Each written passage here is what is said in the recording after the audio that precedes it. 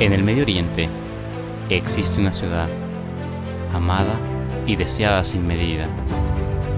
Muchos la consideraban como el centro del mundo.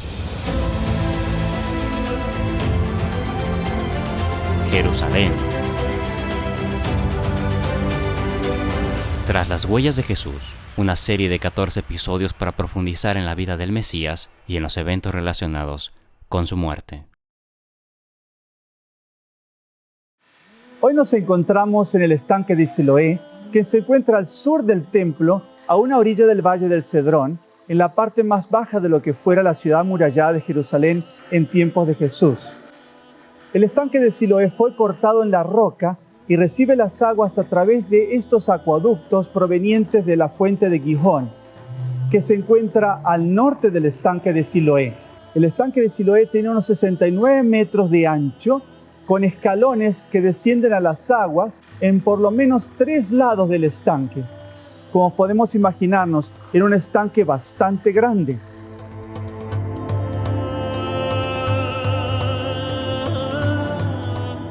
Según ciertas informaciones, el estanque de Siloé fue construido por el rey Ezequías, que según el arqueólogo Edwin Thiele, reinó entre el año 715 y 686 a.C. Una impresión de sello que data del año 727-698 a.C. dice: perteneciente a Ezequías, hijo de Ahaz, rey de Judá, fue descubierto en una excavación en el Ofel. El Ofel es una colina que se identifica como la pendiente que se eleva desde Sion hasta el nivel superior, el monte Moría, donde se encuentra la explanada del templo. El nombre Ofel significa montículo, probablemente debido a la naturaleza rocosa. Debido a que la principal fuente de agua de Jerusalén era la fuente de Gihón, el propósito de esta construcción era traer agua dentro de la ciudad, resguardada por la muralla. Durante este periodo, el manantial del Gihón era una gran fuente que se encontraba descubierta y fuera de la ciudad. En Segunda de Reyes 18-17 se le llama el estanque de arriba. El tener fuente de aguas fuera de la ciudad hacía a la ciudad muy vulnerable a los ataques y una fácil presa para los enemigos.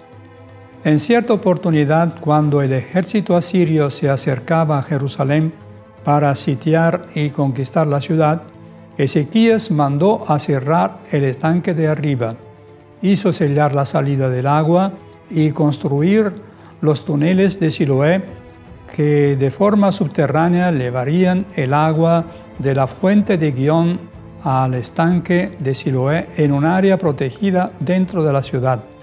Esta historia la encontramos registrada en 2 Crónicas 32. El versículo 4 nos dice: se reunió mucha gente y cegaron todos los manantiales y el arrojo que corría a través del territorio, diciendo: ¿por qué han de hallar tantas aguas los reyes de Asiria cuando vengan? Es por ello que el estanque de Siloé fue también conocido como el estanque de abajo. Isaías 22:9. Durante el tiempo de Nehemías, al estanque de Siloé se llamó el estanque del rey. Nehemías 2:14.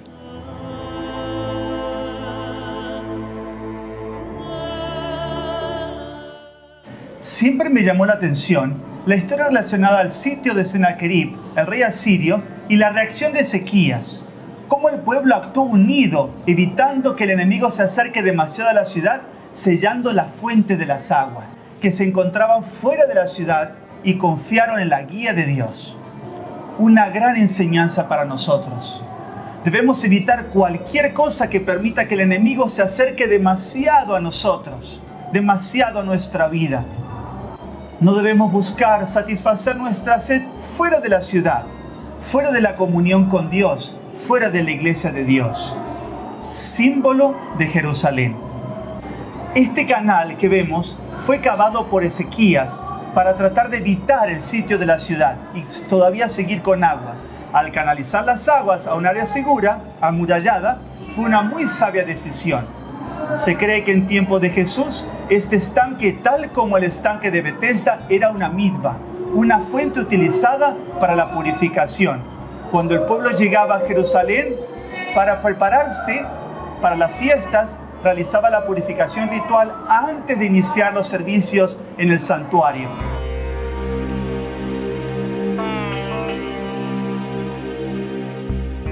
Por muchos años se creyó que el estanque de 16 metros de largo por 5,5 metros de ancho, que se encuentra en la parte baja de la antigua Jerusalén, era el estanque de Siloé de los tiempos de Jesús, pues también está conectado a la fuente de Gihón por los túneles construidos por Ezequías.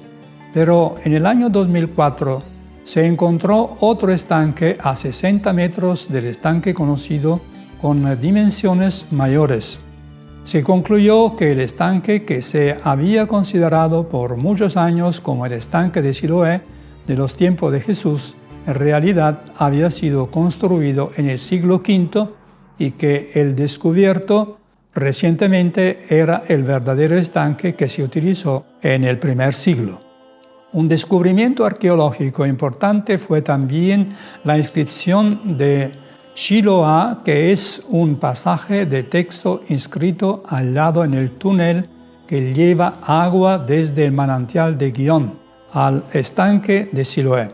La inscripción recuerda la construcción del túnel y es uno de los registros existentes más antiguos de este tipo, utilizando el alfabeto paleo-hebreo.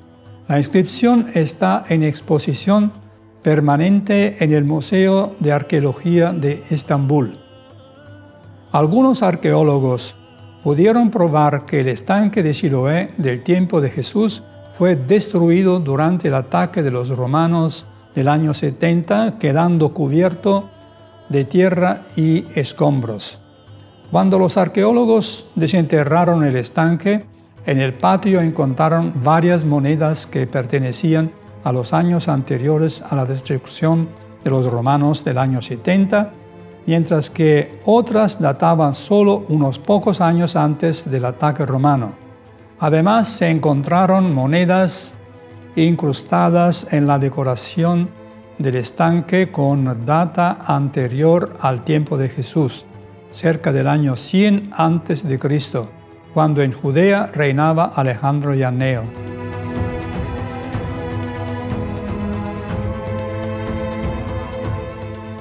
Jesús conocía muy bien el estanque de Siloé y el propósito que cumplía. Cuando en cierta oportunidad Jesús encontró a un ciego de nacimiento y fue preguntado por sus discípulos si la ceguera era causa por su pecado o por el pecado de sus padres, Jesús respondió que la razón era que las obras de Dios se debían manifestar en ese ciego para gloria de Dios. Después de hacer barro con su saliva, untó los ojos del ciego y le mandó a lavarse en el estanque de Siloé.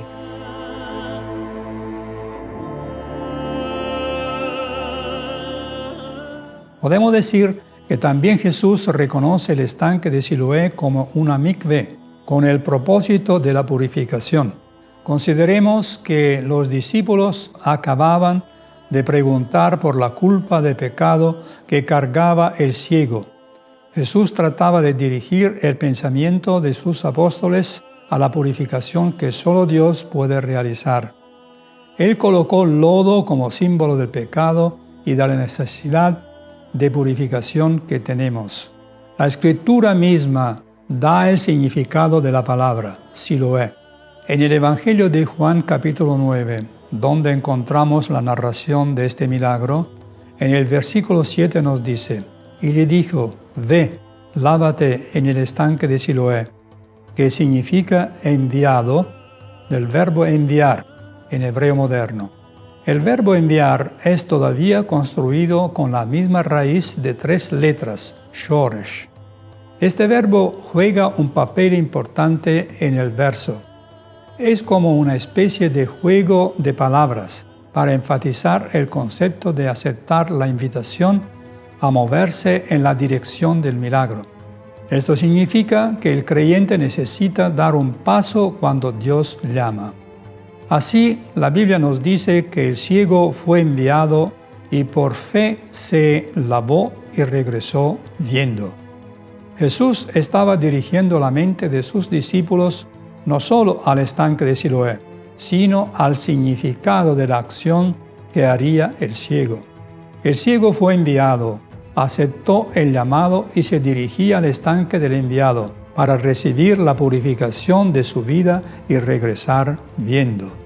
Jesús también es el agua de vida que purifica la mancha de pecado a través de su sangre expiatoria ante el Padre Celestial. Cuando Él nos envía en una dirección, aceptemos su invitación, porque allí nos espera salvación.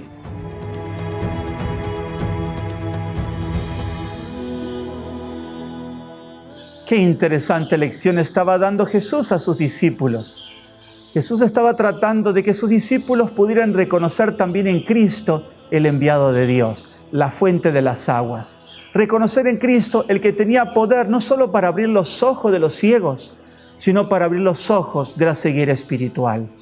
El apóstol Juan escribió en San Juan capítulo 17, el versículo 3, «Y esta es la vida eterna, que te conozcan a ti, el único Dios verdadero, y a Jesucristo a quien tú has enviado». Jesús es el enviado de Dios para traer la purificación del pecado del hombre, para traer la vista a la ceguera espiritual del hombre. Jesús además agregó a sus discípulos en Juan capítulo 20, el versículo 21, entonces Jesús le dijo otra vez, paz a vosotros. Como me ha enviado el Padre, así también yo os envío a vosotros. Dios también desea enviarnos como sus instrumentos de bendición, llevando un mensaje de esperanza de Jesús y a través de su gracia poder abrir los ojos de los ciegos espirituales con el ungüento celestial, con el agua de vida que es nuestro Señor Jesús.